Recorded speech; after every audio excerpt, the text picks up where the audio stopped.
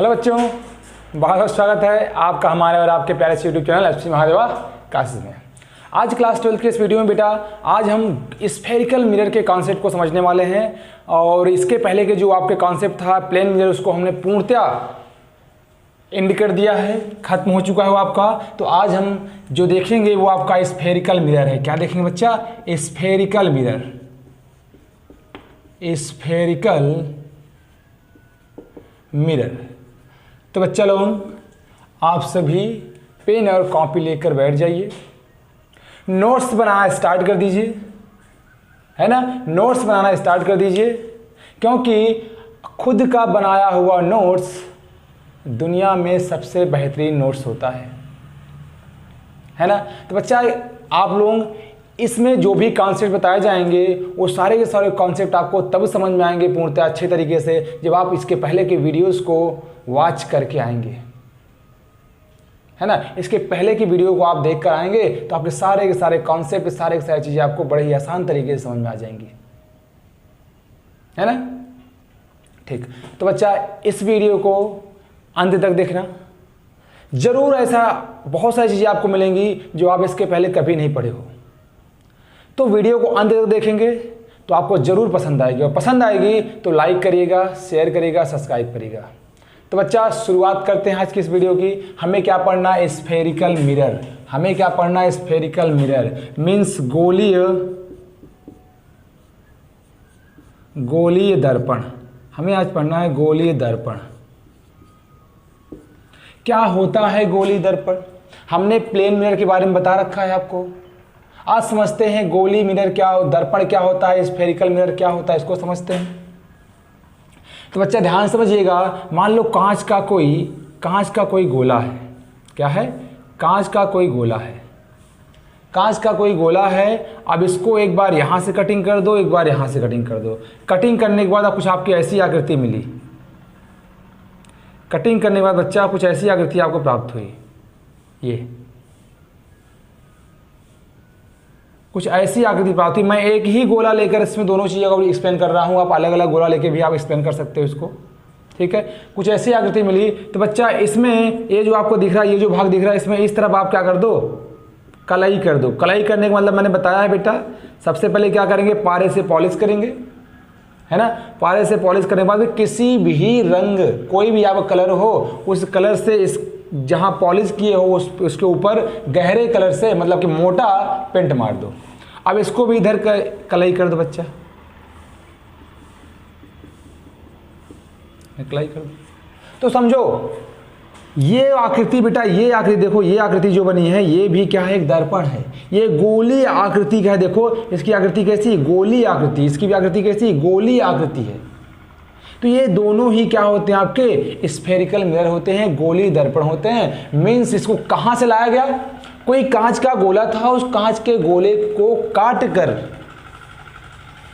कर बनाया गया है ना। और काट कर इस प्रकार बनाया गया है कि इसका एक पृष्ठ परावर्तक पृष्ठ है, दूसरा पृष्ठ पर क्या है बेटा? कलाई किया गया है। तो डिफिनेशन भी इसकी यहीं से आती है। क्या कहेंगे? स्फेरिकल मिरर क्या होता है? गोली दर्पण कांच का काटा गया वह भाग होता है, या कांच के गोले से बोलो, ठीक है। क्या बोलेंगे बेटा? गोली दर्पण कांच के गोले से, किससे? कांच के गोले से काटा गया वह भाग होता है जिसका एक पृष्ठ परावर्तक पृष्ठ, एक पृष्ठ परावर्तक पृष्ठ तथा दूसरे पृष्ठ पर कलाई किया गया होता है, गोली दर्पण कहलाता है। फिर से बार समझिएगा, नोट्स बनाते चलिए, लिख लीजिए जो मैं बातें बोलता हूँ, जो भी डिफिनेशन बोलता हूँ उसको लिखते चलिए। बच्चा समझिएगा कि ये क्या मैंने बोला, गोली दर्पण क्या होता है? गोली दर्पण कांच के गोले का काटा गया वह भाग होता है, कांच के गोले का काटा गया वह भाग होता है जिसका एक पृष्ठ परावर्तक पृष्ठ तथा दूसरे पृष्ठ पर कलाई किया गया होता है, गोली दर्पण कहलाता है। गोली दर्पण कहलाता है। चीज़ें क्लियर है बच्चा, है ना? चीज़ें क्लियर है। आप समझो यहाँ पर दो प्रकार की आकृतियाँ दिख रही हैं। एक देखो ध्यान से, तो ये गोली दर्पण जो है, इस गोली दर्पण का जो परावर्तक पृष्ठ है, परावर्तक पृष्ठ ये देखो, रिफ्लेक्टिंग सरफेस ये बच्चा, तो ये आपका उभरा हुआ है, लेकिन ये देखो अंदर की ओर धंसा हुआ है, अंदर की ओर धंसा हुआ है, गुफा की तरह दिख रहा है। केव की तरह दिख रहा है, केव की तरह, गुफा अंदर जाए केव में, तो इसको कॉनकेव बोलते हैं। क्या बोलते हैं? कॉनकेव, कॉनकेव मिरर बोलते हैं। क्या बोलते हैं बच्चा? कॉनकेव मिरर बोलते हैं। अच्छा देखो, इसे उभरा हुआ है, इसको कॉन्वेक्स मिरर बोलते हैं, कॉन्वेक्स मिरर। अब मेरी बात समझना, मैंने यहाँ पर अलग अलग नाम दिया, यहाँ पर वास्तविकता में आप सोचो बेटा, यहाँ इसका जो रिफ्लेक्टिंग सरफेस है वो क्या है? रिफ्लेक्टिंग सरफेस जो है वो बाहर की ओर उभरा हुआ है, और जो इसका रिफ्लेक्टिंग सरफेस है वो अंदर की ओर धंसा हुआ है। इस आधार पर हम कह सकते हैं जो मिरर होता है, जो स्फेरिकल मिरर होता है, वो 2 टाइप्स का होता है, 2 प्रकार का होता है। कौन कौन सा? एक ये होता है कॉन्वेक्स मिरर, एक होता है कॉनकेव मिरर। यानी कि एक होता है आपका उत्तल दर्पण, एक होता है उत्तल दर्पण, और दूसरा होता है अवतल दर्पण, और दूसरा होता है अवतल दर्पण। बच्चा क्लियर है यहां तक?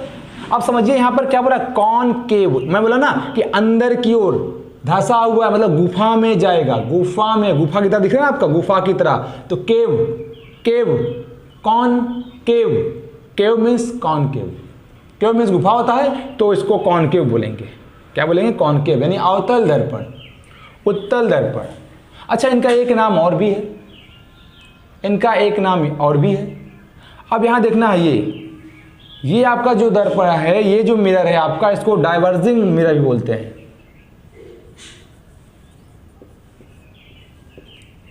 डाइवर्जिंग मिरर, डाइवर्जिंग मिरर, इसको कन्वर्जिंग मिरर बोलते हैं, कन्वर्जिंग मिरर।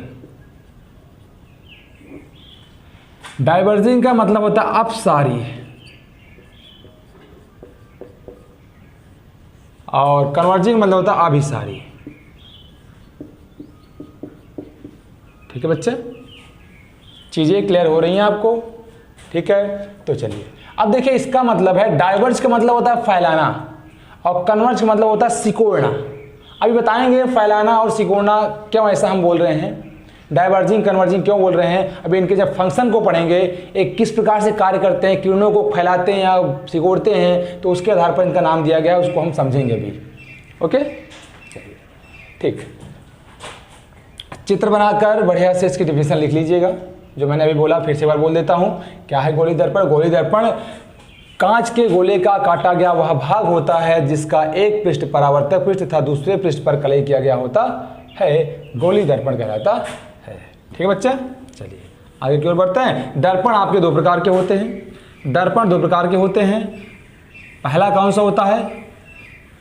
आपका कॉन्वेक्स मिरर, दूसरा होता है कॉनकेव मिरर। ओके, चलिए बारी बारी से दोनों चर्चा करते हैं।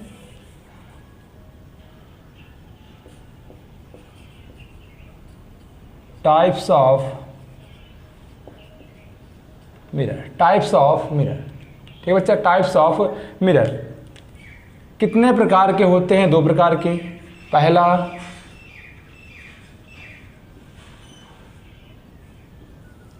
अवतल दर्पण, जिसको आप बोलते हो कॉनकेव, कॉनकेव मिरर। दूसरा उत्तल दर्पण, जिसको बोलते हैं convex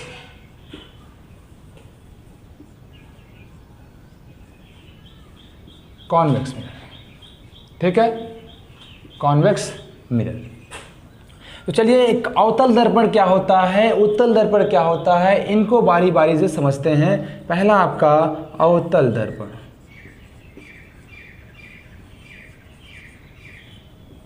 concave mirror. What is the concave mirror? यानी कॉनकेव मिरर क्या है, कॉनकेव मिरर क्या है? तो बच्चा, कॉनकेव मिरर अभी मैंने बनाया था आपका इस प्रकार से, कोई कांच का गोला हो, कोई कांच का गोला हो, उस कांच के गोले को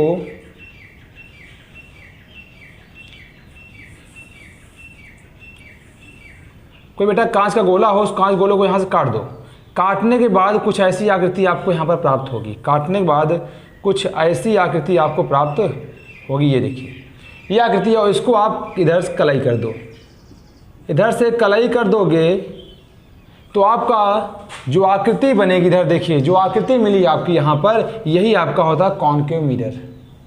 कॉनकेव मिरर, इसमें जो रिफ्लेक्टिंग सरफेस होता है, रिफ्लेक्टिंग सरफेस अंदर की ओर धंसा हुआ होता है और जो उभरा हुआ होता है उस पर कलाई किया गया होता है ना। तो बच्चा इसकी डिफिनीशन क्या देंगे अवतल दर्पण की? बोलेंगे वह दर्पण जिसका परावर्तक पृष्ठ अंदर की ओर धंसा हुआ, जिसका परावर्तक पृष्ठ अंदर की ओर धंसा हुआ तथा उभरे हुए पृष्ठ पर कलाई किया गया होता है, अवतल दर्पण कहलाता है। तो बच्चा डिफिनीशन लिख लीजिएगा, अवतल दर्पण आपका ये है,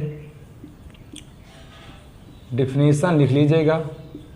डिफिनीशन में क्या लिखेंगे? वह दर्पण या वह गोली दर्पण जिसका परावर्तक पृष्ठ अंदर की ओर धंसा हुआ तथा उभरे हुए पृष्ठ पर कलाई किया गया होता है, अवतल दर्पण कहलाता है। अवतल दर्पण कहलाता है। ठीक बच्चे, चलिए आगे चलते हैं अवतल दर्पण की ओर, सॉरी उत्तल दर्पण की ओर।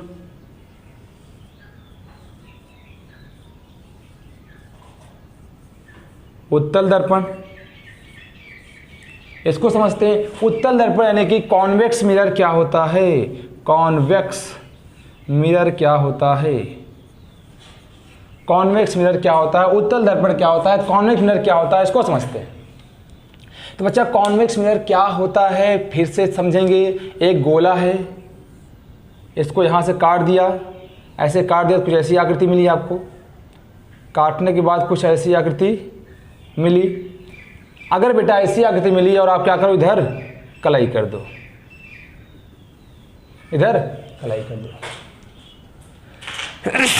सॉरी बच्चा, इधर कलाई करने के बाद बेटा जो आकृति दिख रही है इसी को बोलते हैं उत्तल दर्पण।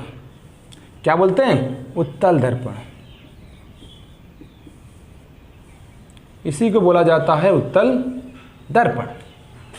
अब इसको अगर डिफाइन करना हो क्या बोलेंगे? वह गोलीय दर्पण, वह गोलीय दर्पण जिसका परावर्तक पृष्ठ उभरा हुआ तथा धसे हुए भाग पर कलई किया गया होता है, उत्तल दर्पण कहलाता है। वह गोलीय दर्पण लिख लो बेटा, वह गोलीय दर्पण जिसका परावर्तक पृष्ठ उभरा हुआ तथा धसे हुए भाग पर कलई किया गया होता है, उत्तल दर्पण कहलाता है। आई बात समझ में? ठीक है, ये आपका हुआ दर्पण, गोलीय दर्पण। गोलीय दर्पण के बारे में और सारी चीजें समझते हैं बच्चा।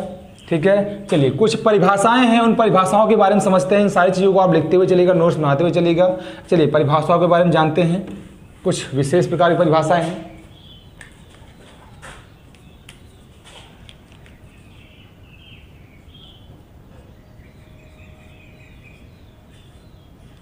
गोलीय दर्पण से संबंधित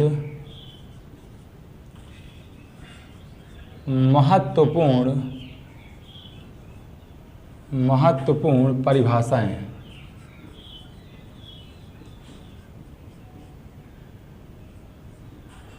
महत्वपूर्ण परिभाषाएं, गोलीय दर्पण से संबंधित महत्वपूर्ण परिभाषाएं। गोलीय दर्पण से संबंधित महत्वपूर्ण परिभाषाएं। तो बच्चा हम इसमें क्या क्या देखने वाले हैं, किन किन परिभाषाओं के बारे में समझने वाले हैं, इसको समझते हैं। ठीक है, सबसे पहला चीज तो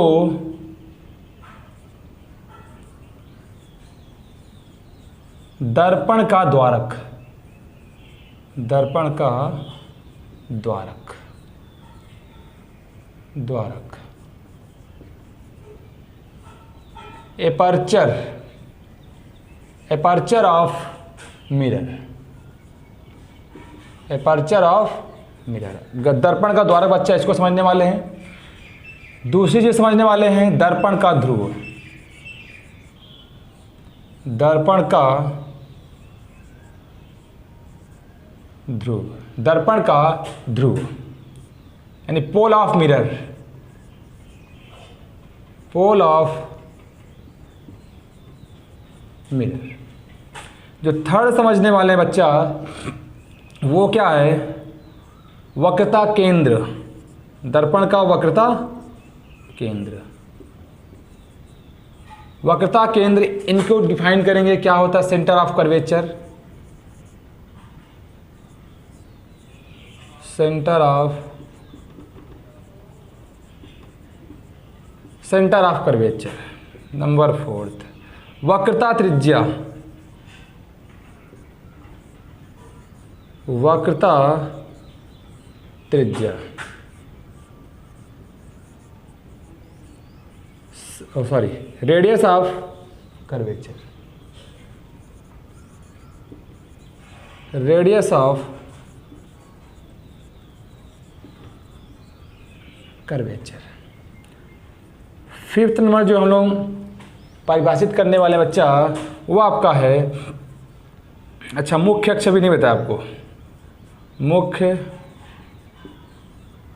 मुख्य principal axis, principal axis. 6 number जो समझने वाले हैं वो आपका है फोकस, या इसी को बोलते हैं फोकस बिंदु, फोकस या फोकस बिंदु। इसके बाद 7 नंबर आपका है फोकस दूरी, फोकस दूरी। 8 नंबर बच्चा जो आपको समझना है वो फोकस तल, फोकस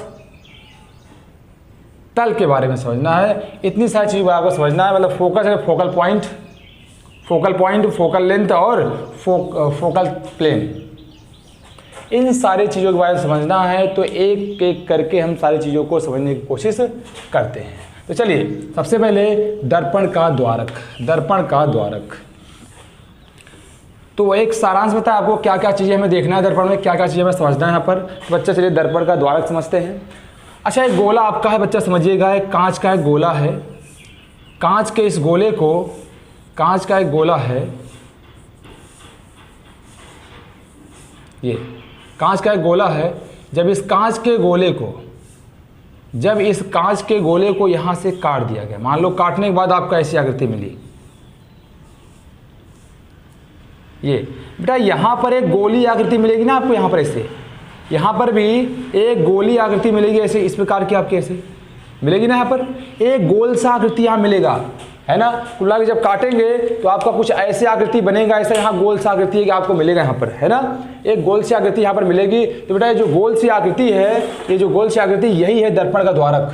क्या है? यही कहने का मतलब है कि ये आपका जो इसका व्यास होगा वही दर्पण का द्वारक होता है। ठीक है, जो व्यास होगा वही क्या होगा, दर्पण का द्वारक होगा। बच्चा समझ में आया? ठीक है, तो क्या बोल सकते हैं इसको हम लोग, क्या बोल सकते हैं, किसी दर्पण, कोई दर्पण आपका है, दर्पण का जो बेटा आपका इधर ये वाला ये है, जहाँ से काटने के बाद आपका जो व्यास मिलता है ना, ये जो व्यास मिलता है ये, ठीक है, इसी को बोलते हैं दर्पण का द्वारक। क्लियर वो चीज़ें? दर्पण का द्वारक बड़ा इजी है, बहुत ज़्यादा दिक्कत वाली बात नहीं बेटा, लेकिन हमारे जो सिलेबस में है, जो हमें पढ़ना है क्लास 12 के सिलेबस में या नीट के सिलेबस में या IIT के सिलेबस में, वो दर्पण का द्वारक बहुत छोटे द्वारक का यहाँ पर दर्पण हमें यूज करना है। बहुत छोटे द्वारक का मतलब है एकदम छोटा सा दर्पण, ये ऐसा छोटा सा दर्पण आपका होगा, ये द्वारक होगा ऐसे ही। ठीक है, बहुत छोटा दर्पण आपका होगा, यहाँ पर हमारे जो सिलेबस में है बहुत छोटा दर्पण है बच्चा। ठीक है, चलिए आगे देखते हैं। दर्पण का द्वारक आपका हो गया। दर्पण के द्वारक के बाद समझते हैं चीज़ों को और आगे। इसके बाद जो दूसरा समझना है आपको, सेकेंड जो आपको समझना है बच्चा, वो क्या है, दर्पण का ध्रुव, pole of mirror, pole of mirror. तो बच्चा समझो क्या होता है दर्पण का ध्रुव। मान लीजिए आपका दर्पण है, ये दर्पण है या फिर ये दर्पण है, ये दोनों दर्पण हैं। इन दोनों दर्पण का जो परावर्तक पृष्ठ होता है, परावर्तक पृष्ठ के मध्य बिंदु को, परावर्तक पृष्ठ के मध्य बिंदु को दर्पण का द्वारक कहा जाता है। परावर्तक पृष्ठ के मध्य बिंदु को दर्पण का द्वारक कहा जाता है। तो बेटा क्या देखो, दो डिफरेंस इसकी डिफिनीशन आपको बोलना है कि किसी दर्पण के परावर्तक पृष्ठ के मध्य बिंदु को दर्पण का ध्रुव कहा जाता है। किसी दर्पण के परावर्तक पृष्ठ के मध्य बिंदु को दर्पण का ध्रुव कहा जाता है। ये डिफिनीशन लिख लीजिएगा, चित्र बना लीजिएगा। ये आपका क्या है, पोल, इसको P से प्रदर्शित किया जाता है। चलिए पॉज करके चित्र बना लिया करो और डिफिनीशन भी लिख लिया करो। चलिए नेक्स्ट नंबर चलते हैं। थर्ड नंबर, वक्रता त्रिज्या या वक्रता केंद्र। वक्रता केंद्र, centre of curvature. Centre of curvature, centre of curvature क्या होता है बच्चा, ध्यान से समझना। गोला जो आपका दर्पण है, दर्पण कांच के, जिस ध्यान से समझना, पूरी अच्छी चीज़ है। हमने क्या बोला आपको कि बेटा इससे काट के आपका दर्पण बनाया जाता है, काट के बनाया जाता है। तो काटने के बाद कुछ ऐसा आपको मिला। अब ये जो दर्पण है बेटा, ये जो दर्पण है जिस कांच के गोले से काट कर बनाया गया होता है, उसका जो केंद्र होता है वही इस दर्पण का वक्रता केंद्र होता है ना। तो डिफाइन कैसे करना है, कैसे डेफिनेशन देनी है इसकी, क्या बोलोगे कि अगर वक्रता केंद्र की डिफिनेशन देनी है तो बोलना है कि दर्पण कांच के जिस गोले से काट कर बनाया गया होता है, दर्पण कांच के जिस गोले से काट कर बनाया गया होता है, उस गोले का केंद्र दर्पण का वक्रता केंद्र कहलाता है। उस दर्पण का केंद्र दर्पण का वक्रता केंद्र कहलाता है। इसको C से प्रदर्शित किया जाता है। किससे बेटा, C से प्रदर्शित किया जाता है। मतलब ये आपका क्या हो जाएगा, वक्रता केंद्र। ये वक्रता केंद्र हो गया, ये आपका पोल है यहाँ पर, ठीक है। इधर जैसे अवतल के लिए बनाया आपने, वैसे उत्तल के लिए बना सकते हैं आप लोग, है ना बच्चा। तो इसका परावर्तक पृष्ठ का मध्य बिंदु आपका पोल होता है और इसके बाद इधर आपका कहीं सेंटर होगा। सॉरी सेंटर इसका इधर नहीं होगा बेटा, इधर देखो कर्व इधर बना हुआ तो इधर गोला बनेगा ना आपका ऐसे, तो इसका सेंटर इधर होगा। इसको C से लिखेंगे। चीजें क्लियर है, ठीक है। तो आपका वक्रता केंद्र क्या होता है, दर्पण कांच के जिस गोले से काटकर बनाया गया होता है, दर्पण कांच के जिस गोले से काटकर बनाया गया होता है, उसका केंद्र दर्पण का वक्रता केंद्र होता है, ठीक है। इसे C से प्रदर्शित किया जाता है। फोर्थ नंबर बच्चा, मुख्य अक्ष समझते हैं। मुख्य अक्ष, प्रिंसिपल एक्सिस। प्रिंसिपल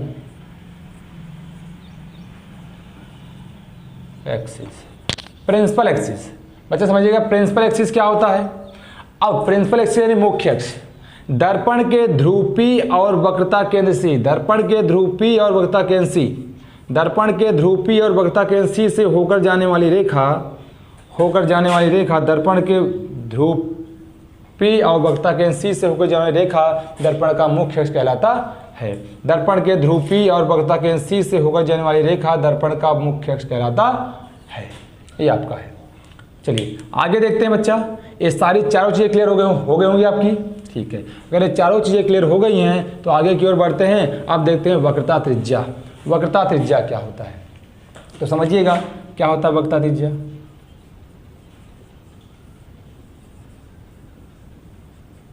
वक्रता त्रिज्या, radius of curvature, radius of curvature, ठीक है। क्या होता है रेडियस ऑफ कर्वेचर, तो समझिएगा बच्चा कुछ नहीं है, बड़ा इजी है आपका, बहुत आसान तरीके से आपका ये भी हो जाएगा।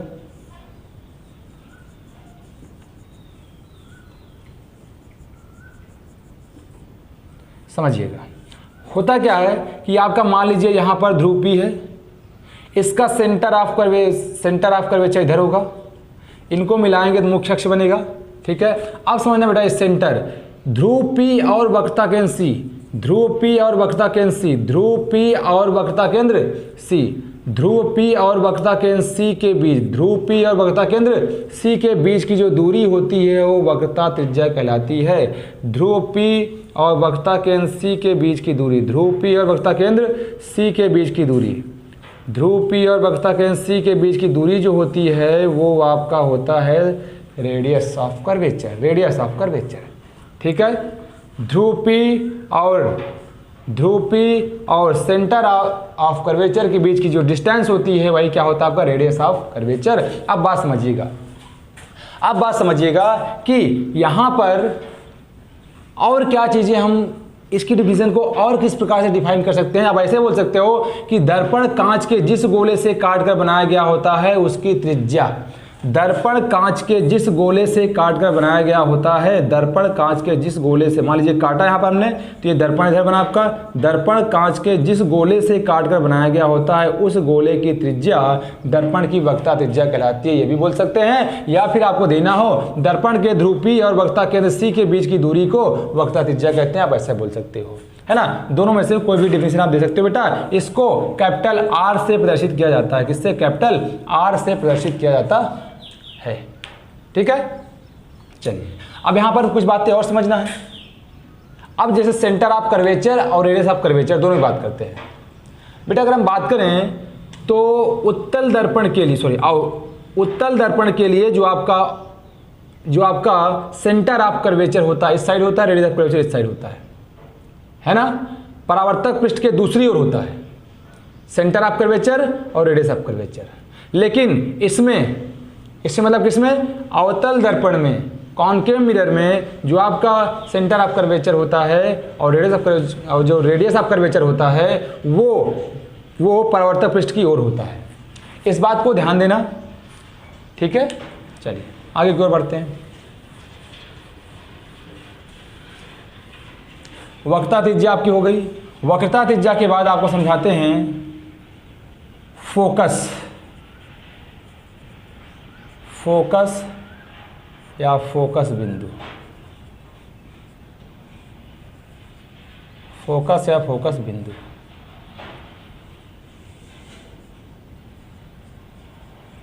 फोकस या फोकल प्लेन।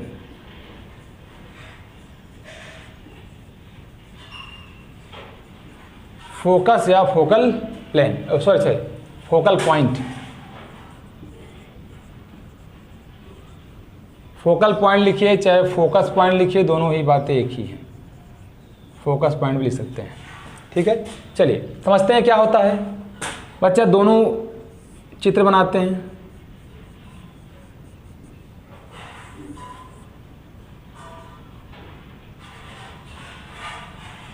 ये आपका ध्रुव P है, ये आपका वक्ता केंद्र C होगा कहीं। इधर आपका एक ये भी मिरर है,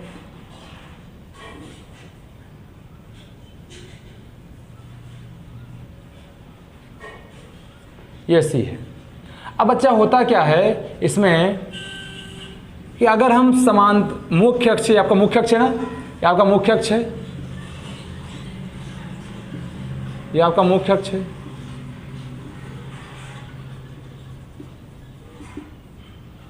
ये मुख्य अक्ष है। जब हम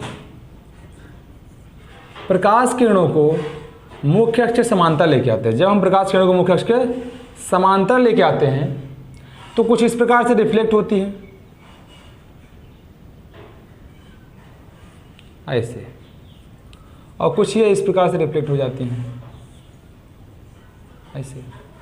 अब ये दोनों किरणें पीछे कहीं तो इधर पीछे इधर आगे बढ़ाएंगे तो कहीं मिलेंगी नहीं, सॉरी इधर आगे बढ़ाएंगे तो कहीं मिलेंगी नहीं। तो ये किरणें, जब ये किरणें कहीं मिलेंगी नहीं तो बच्चा इनको पीछे प्रोड्यूस करने पर किसी बिंदु पर ये मिलती हुई प्रतीत होंगी, किसी बिंदु पर ये मिलती हुई प्रतीत होंगी, है ना। ये जिस बिंदु पर मिलती हुई प्रतीत होती हैं वही होता है फोकस बिंदु। क्या होता है? फोकस बिंदु। चीजें क्लियर है? हमने क्या बोला कि मुख्य अक्ष के समांतर आने वाली प्रकाश किरणें, पूरी बात समझो। ये उत्तल दर्पण के लिए बात किया मैंने। अगर अवतल दर्पण की बात करें, मुख्य अक्ष के समांतर आ रही हैं, मुख्य अक्ष के समांतर आ रही हैं। अब एक बात तो सही है, मुख्य अक्ष के समांतर आ रही हैं बेटा, परावर्तन होगा इनका। और परावर्तन होने के लिए पहले हम तो ऐसे बना दिए यहाँ पर, लेकिन आपका यहाँ पर ऐसा कुछ क्या होता, पहले अभिलंब बनता, यहाँ पर नॉर्मल बनता। और नॉर्मल कहाँ से हो जाता है बेटा? आपका ये जो आपका कर्वेचर दिख रहा है, जो आपका इधर दर्पण दिख रहा है, गोली दर्पण दिख रहा है, गोली दर्पण के केंद्र से। हमेशा आपको मैंने बता रखा है पहले भी कि कोई भी आपका स्फीयर हो, कोई भी आपका गोला हो या कोई भी आपका वृत्त हो, अगर यहाँ इस वृत्त के या गोले के सरकमफ्रेंस पर कहीं पर भी आपको नॉर्मल खींचना है ना, मतलब कि परपेंडिकुलर खींचना है, तो वो परपेंडिकुलर सदैव उसके सेंटर से होके जाएगा, परपेंडिकुलर सदैव उसके सेंटर से होके जाएगा। तो हमने क्या किया बेटा, यहीं से इसको काट लिया है। काटने के बाद दर्पण बनाया ना आपका, तो यही सेंटर आपका था, सेंटर ऑफ कर्वेचर था। तो जब यहाँ पर नॉर्मल खींचेंगे, यहाँ पर हम परपेंडिकुलर खींचेंगे, तो वो सदैव क्या होगा, इसके सेंटर से होकर जाएगा। यानी कोई भी स्फेरिकल मिरर है या कोई भी स्फेरिकल चीज़ें होती हैं, अगर उस पर नॉर्मल ड्रा कर रहे हो आप, तो वो सदैव उसके सेंटर ऑफ कर्वेचर से होकर जाएगा, उसके सेंटर से होकर जाएगा। यहाँ पर नॉर्मल खींचेंगे तो ये आपका सी हो गया। अब यहाँ बेटा इस प्रकार से बेंड हुआ है, होने के बाद आपका यहाँ से जाता हुआ प्रतीत हो रहा है। यहाँ जब देखोगे तो किरणें यहाँ से होके जा रही हैं। यहाँ पर भी वैसे कुछ हुआ बेटा, नॉर्मल खींचोगे तो यहाँ पर वो किससे हो जाएंगी, इस बिंदु से। ये नॉर्मल है, ठीक है। इस प्रकार से बेंड हुई आपका और ये आपका हुआ, ठीक है। कुछ यहाँ पर भी ऐसा ही होगा। अब यहाँ पर अगर नॉर्मल पहले खींचोगे तो सेंटर से होकर जाएंगी, ये नॉर्मल हुआ। यहाँ पर नॉर्मल खींचोगे तो सेंटर से होकर जाएगी, ये हुआ। अब ये किरणें क्या होंगी, परावर्तित होंगी। तो ये क्या होता है कि इस प्रकार से परावर्तित हो जाएंगी, इस प्रकार से परावर्तित हो जाएंगी। तो ये जिस बिंदु पर काट रही हैं, देखो यहाँ पर क्या हुआ, प्रतीत हो रही हैं, इस बिंदु से जाती हुई प्रतीत हो रही हैं, और यहाँ पर वास्तव में काट रही हैं। यहाँ पर प्रतीत हो रही हैं और यहाँ पर वास्तव में काट रही हैं। तो यहाँ पर देखो ये क्या है, ये भी आपका क्या फोकस बिंदु हो, ये भी यहाँ पर काटे हुए फोकस बिंदु है। चीजें क्लियर है। तो क्या डेफिनेशन क्या देंगे फोकस या फोकस बिंदु की, बच्चा बोलेंगे कि दर्पण के मुख्य अक्ष के समांतर आने वाली प्रकाश की किरणें, दर्पण के मुख्य अक्ष के समांतर आने वाली प्रकाश की किरणें परावर्तन के पश्चात मुख्य अक्ष के जिस बिंदु पर काटती हैं, मुख्य अक्ष के जिस बिंदु पर काटती हैं या जाती हुई प्रतीत होती, जिस बिंदु से जाती हुई प्रतीत होती हैं, वह बिंदु फोकस बिंदु कहलाता है। ठीक है बच्चा, क्लियर चीजें, ठीक है। आगे की ओर बढ़ते हैं, ठीक। हाँ, एक बात और समझना है कि अगर हम उत्तल दर्पण की बात करें बच्चा, उत्तल दर्पण की जो फोकस जो होता है, जो फोकस बिंदु होता है, वो आभासी होता है। क्या होता है, आभासी। हमें प्रतीत होता है, वास्तव में ऐसा नहीं होता, ये आभासी होता है। और ये आपका वास्तविक होता है, इसमें क्या होता है, वास्तविक होता है। ठीक है, चलिए आगे की ओर बढ़ते हैं। तो इसको जल्दी से आप डेफिनेशन लिखकर फिगर को ड्रा कर लेंगे और आसानी से सारी चीज़ों को क्लियर कर लेंगे। चलिए नेक्स्ट आपका फोकस बिंदु हो गया, फोकस तल, फोकस दूरी। अच्छा, फोकस दूरी तो बहुत इजी चीज़ है आपका, फोकल लेंथ, फोकल लेंथ समझिएगा। मान लीजिए आपका दर्पण है, ये दर्पण है, ठीक है। आपका दर्पण फोकल लेंथ समझना है बेटा आपको। दर्पण है, इसका कहीं वक्रता केंद्र होगा, वक्रता केंद्र सी है बेटा, ध्रुव P है, और यहाँ पर कहीं मान लीजिए फोकस बिंदु है ये। तो बेटा ध्रुव P और फोकस के बीच की दूरी, ध्रुव P और फोकस के बीच की दूरी, ध्रुव P और फोकस के बीच की दूरी,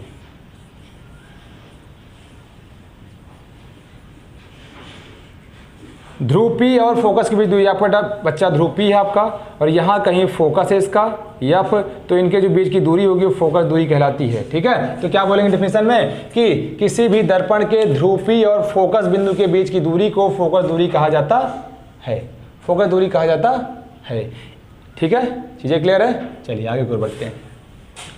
अच्छा, जो मैंने बेटा अभी बताया था आपको फोकस बिंदु, जो फोकस बिंदु मैंने डिफाइन किया था अभी आपको, समांतर किरणें आएंगी, डिफाइन किया था मैंने, समांतर किरणें आएंगी तो कुछ ऐसे परावर्तित होंगी, लगेगा कि हाँ इस बिंदु से होके जा रही हैं, इस बिंदु से होके जा रही हैं, ऐसा कुछ।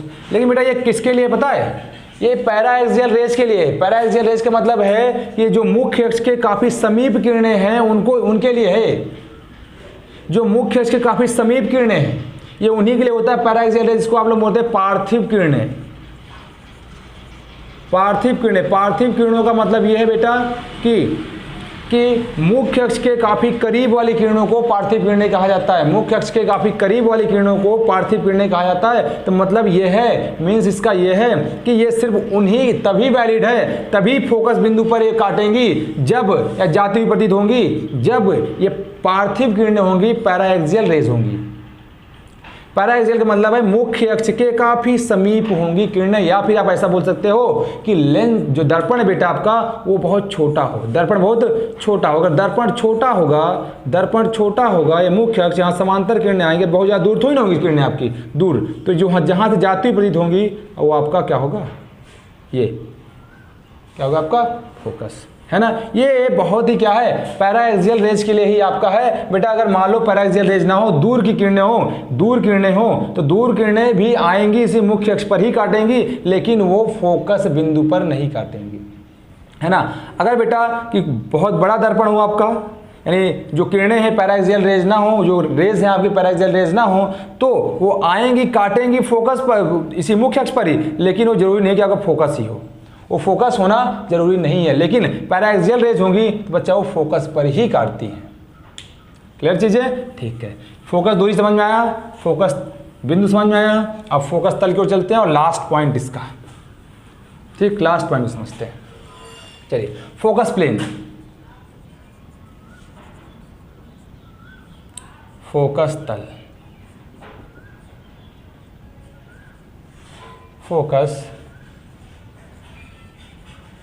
फोकस प्लेन, बच्चे समझिएगा।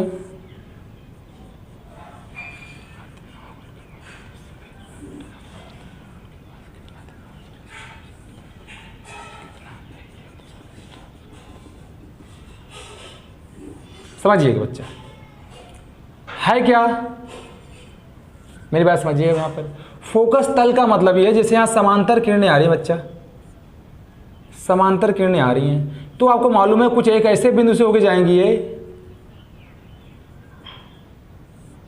इस प्रकार से, है ना, लगेगा यहाँ जाती प्रतीत हो रही है।